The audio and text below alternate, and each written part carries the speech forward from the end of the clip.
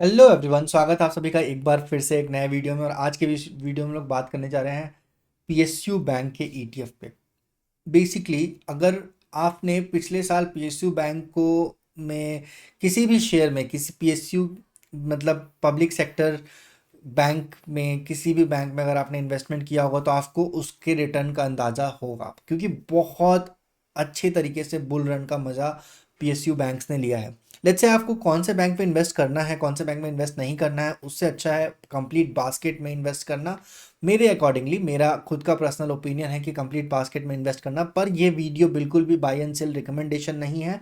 आप अपने डिसीजन खुद लीजिएगा। बस इस वीडियो को एक एजुकेशनल पर्पज से समझिए कि पीएसयू बैंक का ईटीएफ कैसा है और क्या रिटर्न देता है। तो यहाँ पे हम लोग जिस ईटीएफ के बारे में बात करने जा रहे हैं उस ईटीएफ को एनएससी में या किसी भी डीमैट अकाउंट में या किसी भी स्टॉक ब्रोकर में किसी भी ट्रेडिंग अकाउंट में आप सर्च कर सकते हैं पीएसयू BNKIETF से, और उसका नाम निकल के आएगा ICICI provident Nifty PSU bank. So Nifty PSU bank ये इंडेक्स है। ये index basically Nifty means NSC का है।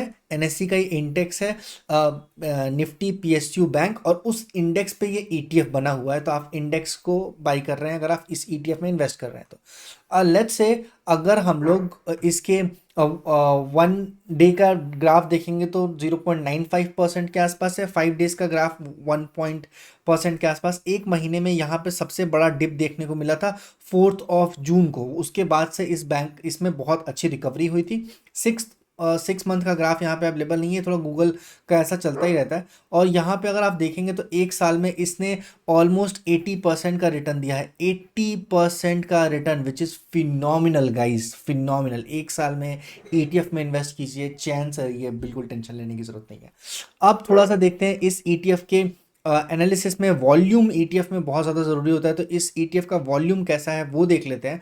तो आपको होप मेरा स्क्रीन दिख रहा होगा। इस ईटीएफ का जो वॉल्यूम है वो 3 लाख के आसपास है। ठीक है, ये डे वॉल्यूम है। जो 3 लाख आप देख रहे हैं ये डे वॉल्यूम है, सिंगल डे का वॉल्यूम है 3 लाख।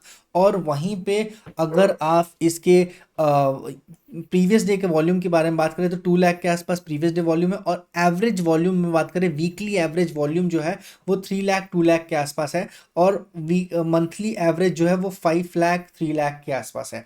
मतलब ये वॉल्यूम रहता है इस पर्टिकुलर शेयर का, जो कि फिनोमिनल है, बहुत अच्छा वॉल्यूम है। और ऐसे ही ये ईटीएफ अच्छा ग्रोथ ऑलरेडी दिखा चुका है।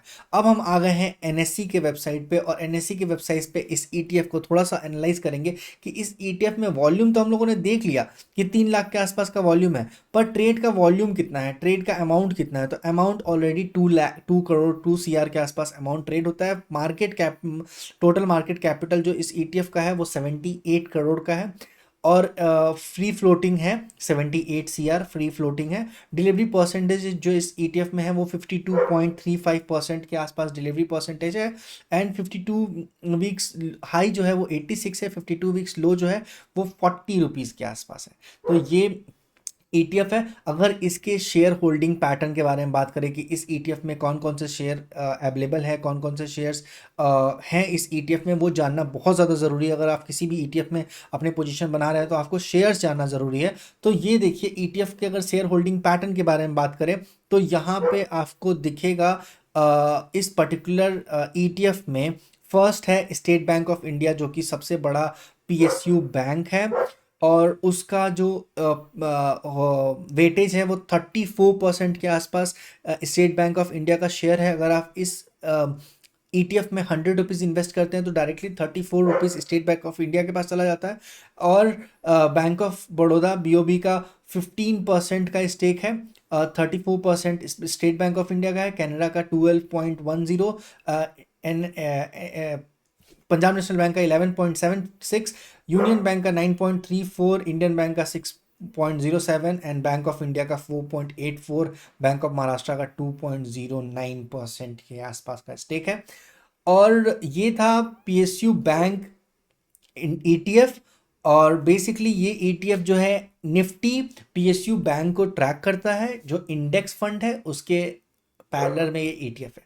मिलते हैं नेक्स्ट वीडियो में किसी और बेहतरीन से ETF में। ये कंप्लीट प्लेलिस्ट जो होगा वो सिर्फ और सिर्फ ETF पे ऊपर रहेगा, तो स्टे ट्यून। अगर आपको किसी भी ETF के बारे में एनालिसिस जानना है तो आप कमेंट सेक्शन में बता सकते हैं। किसी इंडिविजुअल शेयर के बारे में भी एनालिसिस जानना है तो आप कमेंट सेक्शन बता सकते हैं बिना किसी हिचकिचाहट के।